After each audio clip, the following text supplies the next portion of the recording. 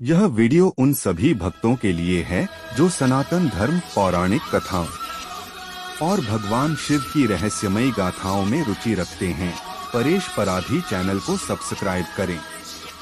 भगवान शिव, जिन्हें महादेव, नीलकंठ और आदियोगी के नाम से भी जाना जाता है, अपने आप में एक रहस्य है। उनके जन्म से लेकर उनके पास मौजूद हर एक चीज का एक गहरा आध्यात्मिक अर्थ और पौराणिक कथा है। चलिए जानते हैं कि शिव जी का जन्म कैसे हुआ और उनके पास मौजूद नाग, त्रिशूल, डमरू और अन्य प्रतीकों का रहस्य क्या है। भगवान शिव का जन्म किसी सामान्य तरीके से नहीं हुआ, क्योंकि वो स्वयं प्रकट होने वाले हैं। सृष्टि के आरंभ से पहले चारों ओर सिर्फ अंधकार था। न कोई जीवन था, न प्रकाश, न आकाश और न ही पाताल। एक दिन इस अनंत शून्य में एक महान ओम की ध्वनि गूंज उठी। इस ध्वनि से एक प्रकाश की लहर दौड़ी और उसी प्रकाश से एक दिव्य ज्योति प्रकट हुई। ये ज्योति किसी आकार में नहीं थी, बस एक अनंत प्रकाश स्तंभ की तरह थी। इस प्रकाश से ही भगवान शिव का प्राकट्य हुआ। उनके साथ ही उनकी शक्ति, आदिशक्ति, जो बाद में माता पार्वती बनी, भी प्रकट हुई। शिव जी का न तो कोई माता पिता है, न कोई जन्म। वे स्वयंभू, अनादि और अनंत हैं। भगवान शिव के गले में जो नाग लिपटा रहता है, उसका नाम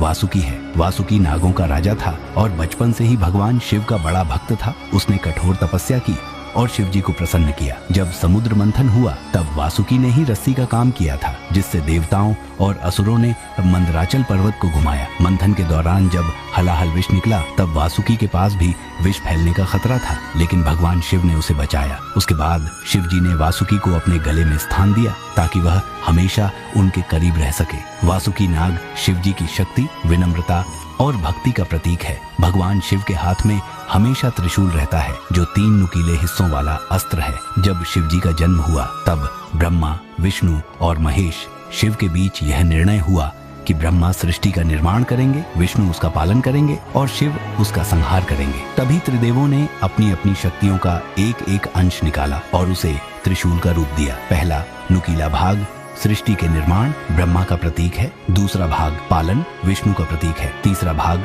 संहार, शिव का प्रतीक है। यह त्रिशूल सत, रज और तम तीनों गुणों को भी दर्शाता है और यह भी बताता है कि शिव जी इन तीनों गुणों से परे हैं। भगवान शिव के हाथ में हमेशा डमरू भी होता है। डमरू की ध्वनि से ही संसार में ओम की पवित्र ध्वनि उत्पन्न हुई थी। एक बार जब भगवान शिव ने तांडव नृत्य किया, तब उन्होंने अपने डमरू को बजाया। डमरू की ध्वनि से ब्रह्मांड में नाद ध्वनि का संचार हुआ। डमरू की ध्वनि से संस्कृत के व्याकरण के 14 सूत्र, महेश्वर सूत्र प्रकट हुए, जिनसे भाषा, संगीत और लय का जन्म हुआ। यह ध्वनि जीवन की लय, प्रकृति की धड़कन और आत्मा की शांति का प्रतीक है। भगवान शिव के मस्तक पर जो अर्धचंद्र विराजमान है, उसका भी एक अनोखा अर्थ है। चंद्रमा सोम ने दक्ष प्रजापति की 27 कन्याओं से विवाह किया था, लेकिन उसने रोहिणी को छोड़ बाकी को अनदेखा किया। इससे नाराज होकर दक्ष ने चंद्रमा को क्षय रोग का श्राप दे दिया। जब चंद्रमा धीरे धीरे क्षीण होने लगा, तब उसने शिव जी की शरण ली। शिव जी ने उसे अपने मस्तक पर स्थान दिया, जिससे वह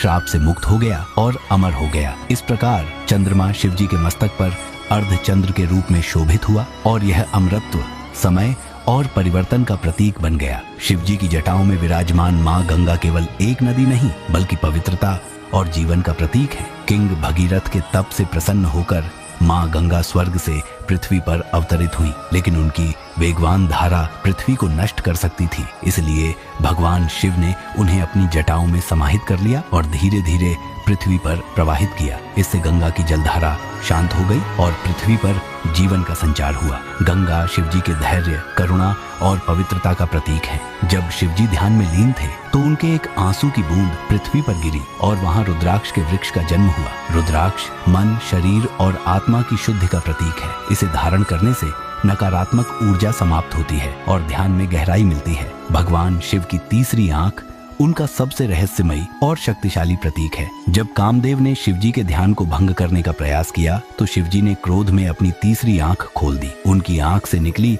अग्नि ने कामदेव को भस्म कर दिया। तीसरी आंख अज्ञान के नाश और आत्मज्ञान का प्रतीक है। यह हमें यह भी सिखाती है कि जब ध्यान और संयम टूटे, तो हमें भीतर की शक्ति को जागृत करना चाहिए। भस्म, यह जीवन के नश्वर होने और आत्मा की शाश्वतता का प्रतीक है। बागंबर, बाघ की खाल, जंगल के राजा का प्रतीक, जो निर्भयता और शक्ति को दर्शाता है। कैलाश पर्वत शिवजी का निवास स्थान, जो आत्मा की उच्चता और मोक्ष का प्रतीक है। भगवान शिव का हर एक प्रतीक हर एक वस्तु जीवन का एक महत्वपूर्ण पाठ पढ़ाती है। उनके जन्म की अनोखी कहानी हमें यह सिखाती है कि शिव जी अनादि और अनंत हैं।